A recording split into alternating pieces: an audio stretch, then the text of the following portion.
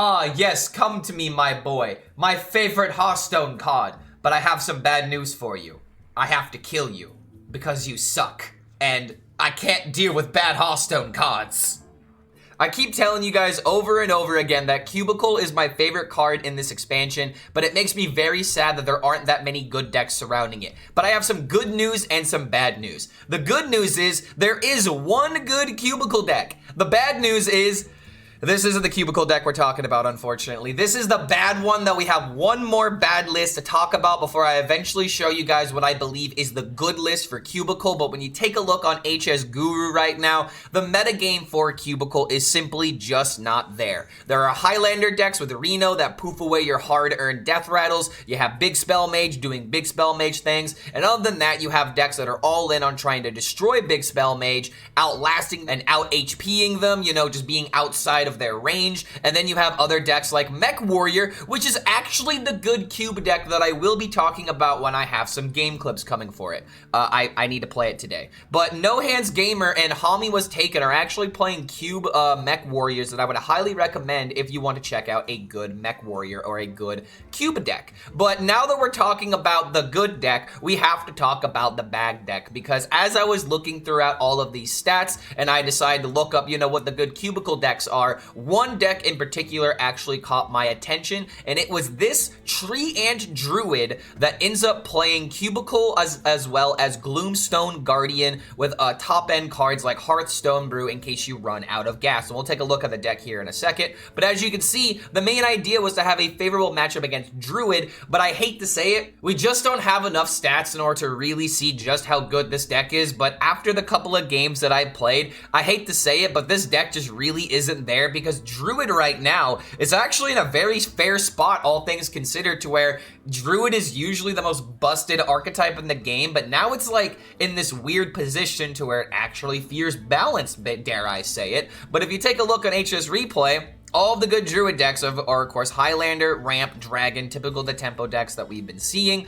But if you look for all of the Cubicle decks, again, Dummy Warrior is the only positive win rate cube deck that is on this list. And if you decide to look at Diamond through Legend with particular cube decks as well, again, Dummy Warrior, Dummy Warrior, Dummy Warrior. Literally, it's only Dummy Warrior, Ramp Druid, and Breakfast Hunter that can barely crack 50%. So again, Cubicle decks are just not looking good. Earthen Paladin looks very poor. Demon Warlock is just a little bit slow. There's this Mining Warlock that people were telling me to try out, but this win rate does not make me want to really try out the archetype. So now let's finally sit down and talk about Tree Cube Aggro Druid. Now, we are trying to support the cube in the best way possible, but we're trying to essentially play an aggro deck that uses the cube as like this mid-range, like, hey, I did this really cool play, now you have to answer it, otherwise it's just going to keep compounding each turn and it's just going to get out of control. So the way that you make cube useful in this deck is that you play Oaken Summons on turn 4 in order to pull out a Gloomstone Guardian, and on turn 5 you can immediately play the cube in order to get that taunt out for free every single turn. And the reason why this is very effective with cube is because you want to support cube with a taunt if at all possible, because if this brings back a taunt every single turn, especially a 6/8 taunt, it is really difficult to not only get rid of those stats but to get rid of the cube itself. So if the cube survives, you get another minion that your opponent has to worry about going into the next turn. And this is another thing that's pretty useful if you decide to pair it with Sea Giant, because you just get stats over and over again.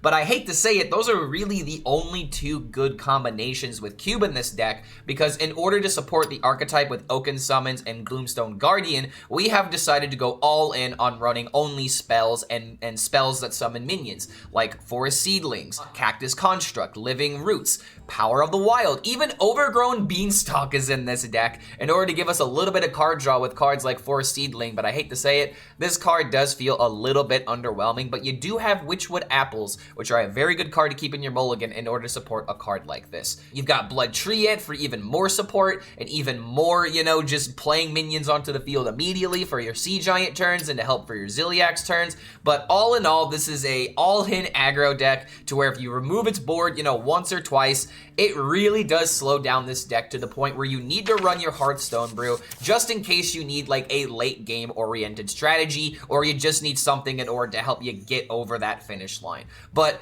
overall, I would say this deck is pretty decent if you are in like, you know, like not diamond yet. If you're in like the diamond ranks, I feel like this deck might be a little bit difficult to climb with. But generally speaking, there are better decks, but if you're trying to run a cube and druid that's not ramp, then yeah, this might be the best way of going about it. But I really hate to kind of like not sell you guys immediately on this deck, but I really just didn't have the stats in order to support it. Granted, this is like, you know, top legend, so it's a little bit of a different competition. If decks are not like really good, they die out quickly. But I'm just letting you guys know, if you are going to craft this to try and hit legend, it is possible, but it's probably going to be a bit difficult because of the meta matchups that you are going to encounter.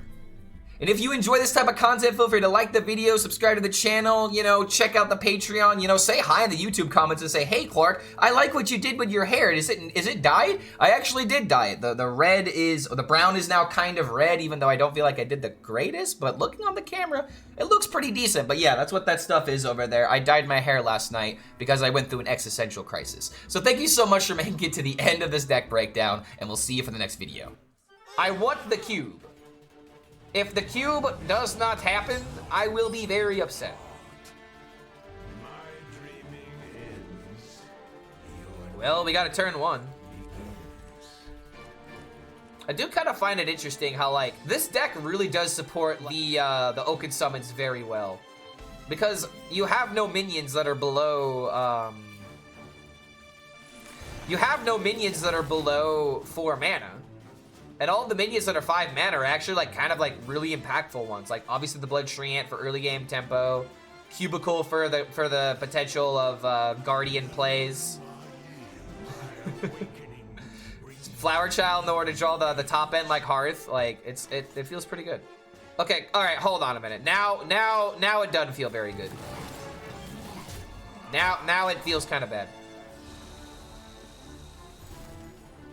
I miss Aggro Druid. Ah, dude. I miss the idea of coming back to it. Like, I like the idea of Aggro Druid, but I hate Token Druid in particular. Like, honestly, like, they're both kind of, like, not necessarily good decks to have in the meta, depending on the situation. We play that next turn? Yeah, we play that next turn. Because I want the board. Okay, Hero Power Druid. Violet Illusionist was the best. Okay, back in the day, yes, Violet Illusionist. But I'm talking about like some spell, like there's many spells that Druid use, but like Soul the Forest decks, for example. Where it's like, oh, I'm just never gonna die. I'm sorry, my board is never gonna die, and I always have a board buff. So even if you don't have a way of dealing with like death rattled minions, you just automatically lose. Versus Aggro Druid, whenever it was meta, it was still annoying. The patches stuff and like the aggro pirate stuff was insane. But it's like if you could stomp their early game threats, then it felt manageable. All right, just go face. We have no other direction.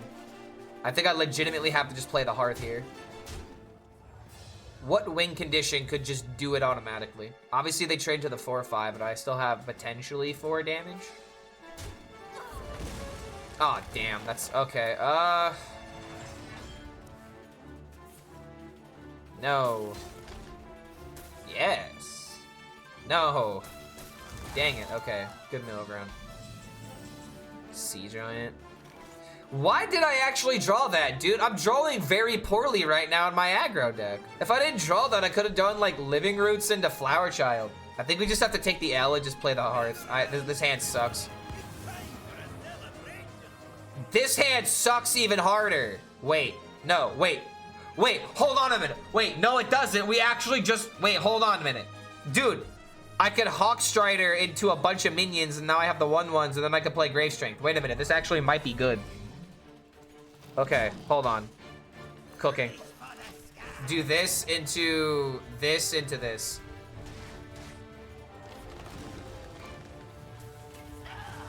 Okay, that's not good. Wait a minute, I could hawk into Swarm Guard. This still feels very unwinnable. Have I tried Big Spell Mage, but with Eudora and Robocaller?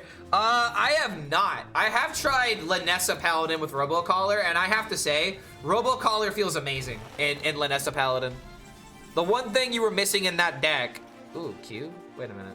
Okay, I gotta have a reason to play Cube. I could do this. No, it's still this 100%.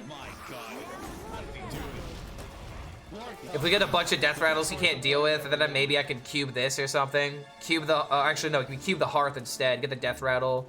Do this and like maybe Blightfang if he's got a board. I've heard the song like 20 years. Wait a minute, this is a 20-year-old record? I had no idea. This is just like a song that someone put in chat one time. Okay. Okay, dude, really? He's just hiding. Wait a minute, we actually might have a shot here. Okay, so cube it. What do we want to amalgam for? I guess it's just an undead here. Alchemist? Wait a minute. You know what?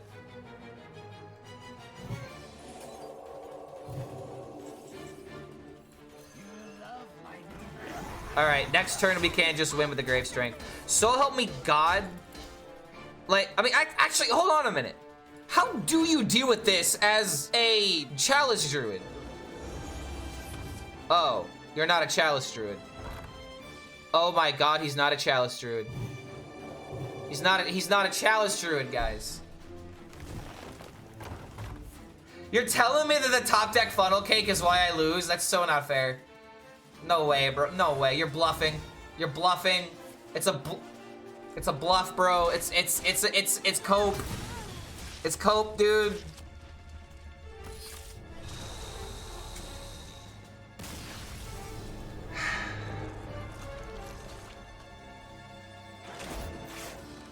Man.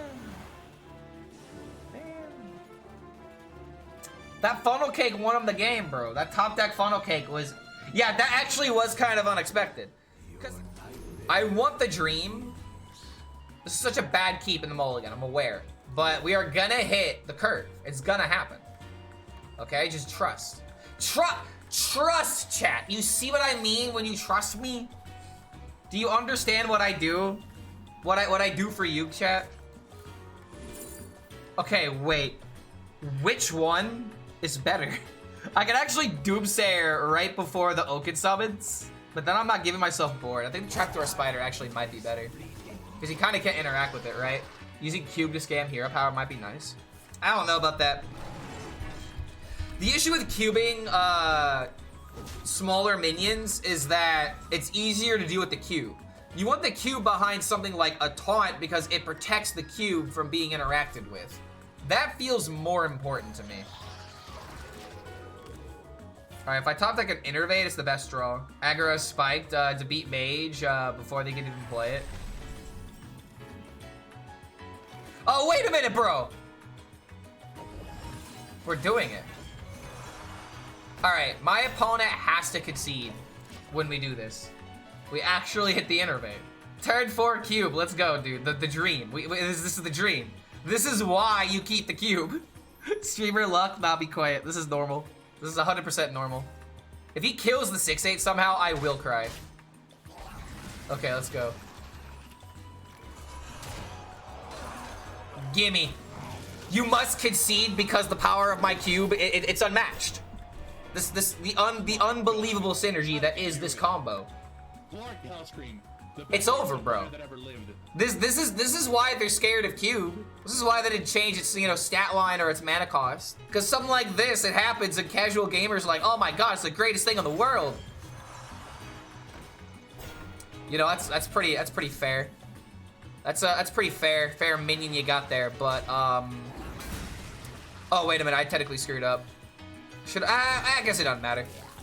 I technically missed a hero power. Oh well. Oh well, I missed the hero powers. Oh man. Oh, woe is me, I missed a hero power. Clark HELLSCREAM, how could you be so dumb? That's 1 extra damage. If we're 1 damage away from winning this game, then I'll give you credit to that. But nope, get out of here, respect my cube. Ah, there we go. Emotional damage has been instilled into that Druid. You're playing the Ron Oaken Summons Gloopstone deck. It's variety? How is it variety? How is playing Cluster as early as you can in order to enable your high rolls as Reno variety? Oh, what? Because there are gonna be times where you don't draw the good card? That doesn't sound like a fun experience. It's either high roll or be damned, and I hate that mentality. Like, this is why I love coming back to combos, because combos are all about waiting and biding your time for your, you know, your scam turn, or like the turn that you win. But the problem is that everything is just so, it's just so quick now. Everything just happens so quickly. How do you remove Sarg? I don't want you to remove Sarg. Deal with it. He's my big boy for a reason. There should be some cards that you just can't answer. And that was the problem. Reno was the answer to so many like interactions that we never thought of before, like portals. You know, obviously Rastraza, you know, summoning dragons is whatever. But Sarg bringing back demons, bro, I just let that be good. Because now the card is actually trash. I can't play my Sarg now because the answer outweighs everything Sarg could ever do. So just let my powerful card stay powerful. So desperate at playing control decks, and since Reno basically counters control decks, they have to fly the Reno. That's the most ironic thing out of all of it. Reno's not a control deck. In fact, Reno's the counter to control decks, and because Reno exists, you cannot play control decks. Highlander Shaman is not a control deck. It's a tempo deck that is always playing minions. That's not controlling. Highlander Warrior isn't even control because most of the cards in the deck aren't even control cards. They're just really bad tempo cards that are trying to fight for the board, or you just gain a bunch of armor, or you have Odin. Not a control deck. Control Priest is probably the okay, Control Priest and Control Death, like Highlander Death Knight, I would argue, are the closest things to actually being control. Okay, wait a minute. I need the draw combo here. Okay, we actually have a good turn for once. It's been a minute since we've had a good turn with this deck.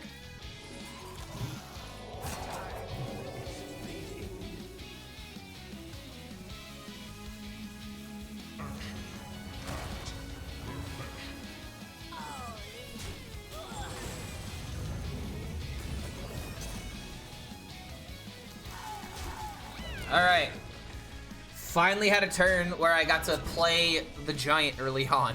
It's been a minute. As you can see, this deck is not performing very well. But as you can tell by our rant, Reno is very much making me upset. He's still a problem to a degree.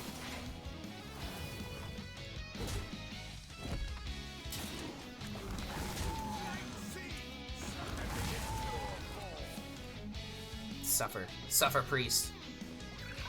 Once I do this, the game's just over, right? Wait, that's not lethal. It's lethal. It's lethal. But yeah, I mean, dude, here's like another example of like a scam. Aggro decks have to do this ridiculous scam in order to deal with everything else in the meta. Couldn't they just print good death rattles? No, because Reno exists. What's the point of having good death rattles if there's a card that answers it? Like, and this is kind of like a problem that's happened throughout all of Hearthstone's time. It's like, Clark, why do you hate Reno so much? Because Reno is just another example of how they keep printing cards that invalidate death rattles. Death rattles have been so bad for so long because there are always cards that counteract them, and the cards that counteract them are better meta cards to begin with than the death rattle cards because they're AoEs, they're like guaranteed board removals, so these death rattle cards just can't compete with it. It drives me crazy. I want to play my death rattle cards, but I literally can't. My death rattle cards can only be so good. It's past turn 5, I can't get value out of them anymore. Like, that's why I'm upset with this. Last time death rattles were kind of meta was March of the Lich King with Ghoul, right? When was the last time death rattles were like actually meaningful? That's a good question. Reno is 1 turn, but your deck is full of death rattle. Who cares about that? Who cares if my deck is full of death rattles when you have 1 card that completely invalidates my entire game plan? Like, it's one thing to have a dirty rat. okay? It's one thing to have a Dirty Rat and to pull my combo piece. I had to have the combo piece in my hand. But I am literally doing what my game plan is designed to do. Stick a board. And now you're just telling me that Druid just has the easiest ways of invalidating it?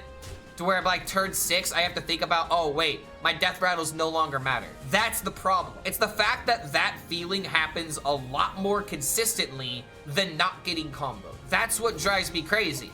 I wouldn't be complaining about it if it was like, oh, someone dirty ratted my card. That's fair. I think dirty rat is fine. But the problem with Reno is that you are literally incentivized to turn your entire deck into a scam deck. It's not about the Reno, it's about the high rolls that the deck can do. Because you have your Reno high roll, you have your, you know, whatever Highlander card that you have in the deck, like turn 5 Holiday. Like, they're just glorified scam decks in my opinion. Imagine if I were to summon the Giant, but then 1, 2, 3, 4, he kills the Giant pretty effectively. I could just play the Taunt, he has to trade everything into it. We could play the Oaken Summons. I think it's just better to do the Oaken Summons so we don't draw this and feel bad about it. It's turn 10 you need to worry about, and they wait, what? No, you have missed my point, and now you are going for like the, oh, yes, but Reno's a 10 mana card. That's not how Reno gets played. What is the most common Reno deck? It's Reno Druid. When does Reno Druid play Reno? Not on turn 10. You could argue, yeah, I also don't like, you know, Druid ramping up so quickly to a degree. But the existence of Reno, for how long it's been, you know, originally it was 8 mana. It's been driving me crazy since last year, and it's still driving me crazy. So enough with these straw man arguments. The card is just fucking annoying first and foremost. And you can't not argue that, you know what I mean? Issue is Druid, not Reno. No, it's we could have more than one issue, guys. We can have more than one issue, all right? Never confuse that. Because there is one problem, it doesn't mean there are several issues contributing to that problem. I also just hate the idea of, you know, my death rattles is being invalidated. It's happened so many times that I don't like it, okay? And just because I don't like something doesn't mean that it shouldn't exist, but I can definitely keep bitching about it. I can definitely keep bitching about it all day long. Alright, I'm not letting that get value. We have the big board. There's always a problem in Hearthstone, though. Yeah, there is always a problem in Hearthstone. Because there's always something that could be improved. Problems don't exist in Hearthstone just because there needs to be a problem, but there's always something, there's always a better experience that you could be striving for. There are cards that are printed with an idea in mind, and sometimes the idea in mind isn't even what the card is used for. Like Theatar is a great example, you know? Theatar was supposed to be like a way of like interacting with your opponent's hand, and then we found out that it was just the most anti-fun card possible because interacting with your opponent's hand like that leads to a lot of unfun experiences. Like, there's a lot of examples we could use, but Theatar was the first example that came to mind. Like, you print, or like Elucia, for example. Elucia is actually a perfect example of this phenomenon. You wanted to have a priest card that could interact with, this is not lethal, right? Oh, this is lethal, ha ha ha. Okay, but like Elucia was literally printed in order to interact in hand, and then it became a skip turn card. Like, sometimes you print cards and they aren't what you want them to be, and you need to change them because how people utilize a card is more important than what the card was actually designed for. If you designed the card to do one thing and then it does something else that's meta breaking, you have to deal with it.